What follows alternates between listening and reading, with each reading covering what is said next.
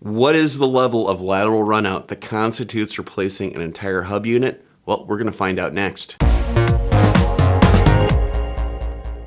This video is sponsored by BCA Bearings, the #1 supplier of OE quality hub assemblies. Visit bcabearings.com for more information. So, when do you make the call that the hub unit or flange needs to be replaced on the vehicle? Well, typically for a light vehicle, a car, maybe some of the smaller trucks, it's 5 thousandths worth of runout.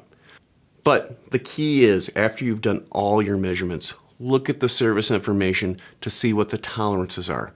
For some light vehicles, well, it's going to be 2 thousandths of an inch.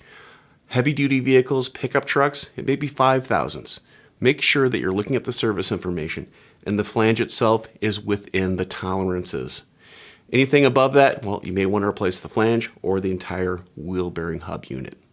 I'm Andrew Markel. Thank you very much.